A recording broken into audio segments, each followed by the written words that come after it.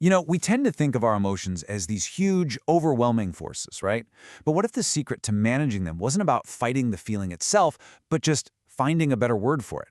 Today, we're going to dig into how getting way more precise with our emotional language can give us a truly incredible amount of power. I mean, you know that feeling. It's been a long day, everything is piling up, and someone asks you how you are. The only word that really comes to mind is stressed. Or maybe just bad. It's like this heavy, vague cloud that just hangs over everything. But here's the wild part, the idea that might flip this whole thing on its head. The problem isn't actually the emotion. Nope, it's the low-resolution label we're just slapping onto it. That one little word is hiding what's really going on underneath. All right, so first up, let's really look at why that vague, bad feeling holds us back so much. Think about it. That word, stressed. What does it even mean? It could mean you're totally overwhelmed by your to-do list. It could mean you're frustrated with a coworker. Maybe you're anxious about a deadline, or, maybe you're just physically exhausted. By lumping all of that into one word, we lose all the crucial data about what's actually wrong. So this brings us to a really important shift in how we need to think. It's time to start, interrogating our own feelings. And this quote, wow, it just nails it, doesn't it? This idea is at the heart of so much modern psychology. It basically says that the very first, most critical step to managing any emotion is to accurately identify it. I mean, you can't solve a problem if you can't even define what the problem is. So we've all heard of emotional intelligence. It's a great starting point, but we can do better. We can get way more specific. Let's think about upgrading our mental software to something called emotional resolution. It's kind of like the difference between an old blurry photo and a brand new high-definition one. We want to see every single detail of our emotional landscape with crystal clarity. And hey, this isn't just some nice idea. There's some pretty fascinating science that actually backs this all up. Let's take a look at why being specific works so well. So the key scientific term here is emotional granularity. It's a concept that's been researched like crazy by neuroscientist Lisa Feldman-Barrett, and it's pretty much exactly what it sounds like. It's the ability to break our feelings down into smaller, more precise pieces, or granules. It's the skill of knowing you aren't just feeling bad, you're feeling disappointed, or maybe you're frustrated, or even just fatigued. Now, this slide, this is where it gets really interesting, because it shows you the practical difference.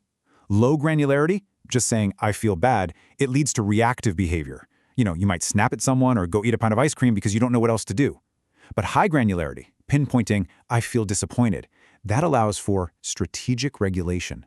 You can actually ask yourself, okay, what was I hoping for? How can I manage that expectation better next time? You see the difference? One is a total dead end. The other is a roadmap.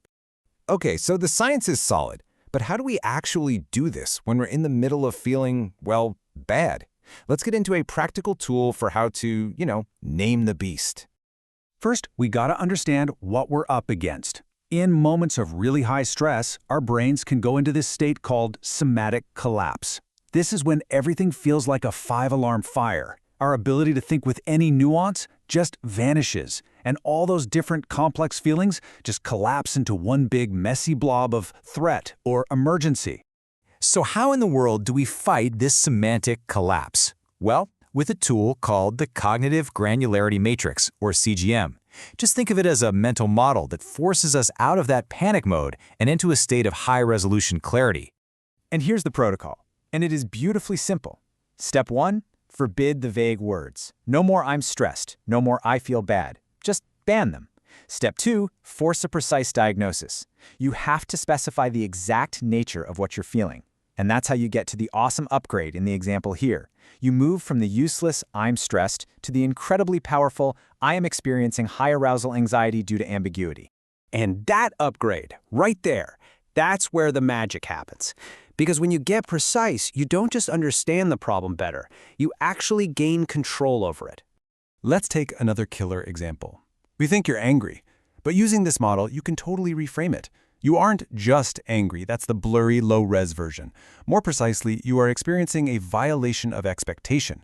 Whoa, all of a sudden you have levers to pull. You can either talk to the person who violated the expectation, or maybe you can look at whether your expectation was realistic in the first place. And here it is, the real power of this whole thing. When you define the beast with precision, the path to taming it just appears. High arousal anxiety due to ambiguity tells you the solution. Find some clarity. A violation of expectation tells you the solution. Deal with the expectation. The precise diagnosis literally contains its own cure.